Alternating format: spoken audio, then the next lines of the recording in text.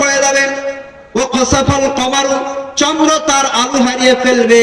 ওয়া জুমিআশ শামসু ওয়াল কমার, চন্দ্র আর সূর্য একত্র করা হবে, কাছাকাছি হয়ে যাবে। আল্লাহ রাব্বুল আলামিন বলেছেন ইয়াকুলুল ইনসানু ইয়াওমা ইযিন আইনাল মাফার, তখন মানুষ বলবে হায় আজ আমরা কোথায় পালাবো, কোথায় পালাবো। ইয়াকুলুল ইনসানু ইয়াওমা ইযিন আইনাল মাফার, কাল্লা লা ওয়াসার, পালানোর কোনো জায়গা থাকবে না। ইয়াওমা ইযি ইউনাব্বাউল ইনসানু ইয়াওমা ইযিন বিমা কদ্দামা ওয়া আখার, অর্থাৎ সেদিন মানুষকে তার অগ্রে এবং পশ্চাতের সব তথ্যগুলো পেশ করে দেওয়া হবে।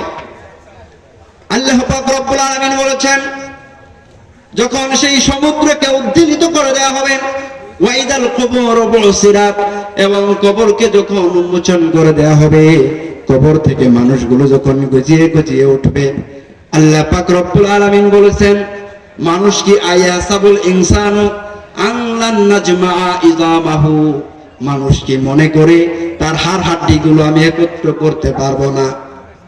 বালা কদিরিনা আলা, আল্লাহ তাআলা বলেন বরং হ্যাঁ আমি এমন সক্ষম, এমন ক্ষমতাশালী যে বান্দার আঙ্গুলের ছাপ পর্যন্ত আমি শনাক্ত করব। কাল কিয়ামতের ময়দানে বান্দার আঙ্গুলের ছাপ অনুযায়ী আমি আল্লাহ তাআলা তাকে শনাক্ত করে উঠাবো কিয়ামতের ময়দানে।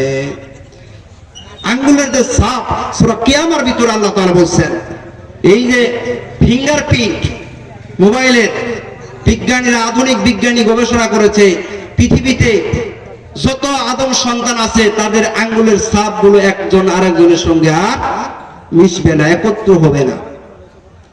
এই যে আঙ্গুলের ছাপটা ক্ষুদ্র মানুষের এই জ্ঞানের দ্বারাই যদি এটা সম্ভব হয়, যার এলেমের কি তুলনা আছে? আল্লাহ তাআলার এমন এলেম, তার থেকে এক বিন্দু পরিমাণ এলেম মানুষকে দেওয়া হয়েছে। তাই এই এলেমের দ্বারা এগুলো আবিষ্কার হয়েছে। আল্লাহ তাআলা বলেন আর আমি এমন শক্তিশালী যে কিয়ামতের ময়দানে তোমাদের প্রত্যেককে আমি একত্র করব। ইয়াসলাউনাহা ইয়াউমাদ্দিন ওয়া মা হুম আনহা বিগাইবিন, সেদিন সকল মানুষই উপস্থিত হবে, একজন ব্যক্তিও সেদিন অনুপস্থিত থাকবে না। ওই আল্লাহ তাআলা বলেছেন বান্দারে আমি আল্লাহ এমন পরাক্রমশালী সত্তা যে কিয়ামতের ময়দানে আমি তোমাদের সকলকে একত্র করব। ইয়াউমা তুবাদদালুল আরদু গায়রাল আরদি, এই জমিনটাকে আমি আরেকটা জমিন দ্বারা পরিবর্তন করব। ওয়া বারাজু লিল্লাহি ওয়াহিদিল কাহার, তখন সকল মানুষ পরাক্রমশালী আল্লাহ তাআলার দরবারে উপস্থিত হবে। সকল আদম সন্তানই তখন এক আল্লাহর আদালতে গিয়ে উপস্থিত হবে।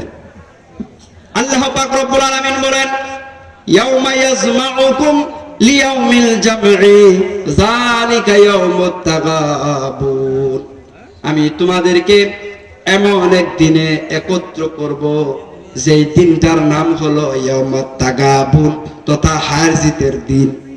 হাডুডু খেলার সময়, ফুটবল খেলার সময়, হকি খেলার সময়, ব্যাডমিন্টন খেলার সময় যেমন দুটি পক্ষ থাকে, প্রতিটি খেলাধুলার সময় যেমন দুটি পক্ষ থাকে, আল্লাহ পাক রব্বুল আলামিন বলেছেন আমি আল্লাহ তাআলা কিয়ামতের ময়দানে এরকম একটা দিনে তোমাদেরকে একত্র করব।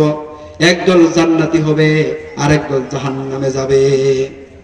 ইন্নাল আবরারা লাফি নাঈম ওয়া ইন্নাল ফুজ্জারা লাফি জাহিম, যারা পূর্ণবান হবে, যারা নেককার হবে, তারা আমি আল্লাহর নিয়ামতপূর্ণ স্থানে অবস্থান করবে। আর যারা অপরাধী হবে, যারা পাপী হবে, তারা ফুজ্জার নামক স্থানে। আল্লাহ তাআলা বলেন সেদিন যারা ঈমানদার হবে, মাইয়ুমিন বিল্লাহি, যে ঈমানদার হবে, আল্লাহর উপর ঈমান আনবে, ওই আমাল সালিহান, এবং নেক আমল করবে, ইউকাফির আনহু সাইয়্যাতিহি, আমি আল্লাহ রাব্বুল আলামিন তার অপরাধগুলো মিটিয়ে দেব এবং এমন জান্নাতে প্রবেশ করাবো সেই জান্নাতের তলদেশ দিয়ে নহর সমূহ প্রবাহিত হয়। বলে সুবহানাল্লাহ।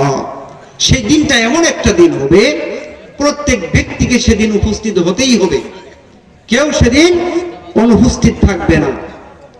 সেই বিভীষিকাময় দিনে আল্লাহ পাক রব্বুল আলামিন ঘোষণা করেছেন সকল আদম সন্তানকে একত্র করা হবে।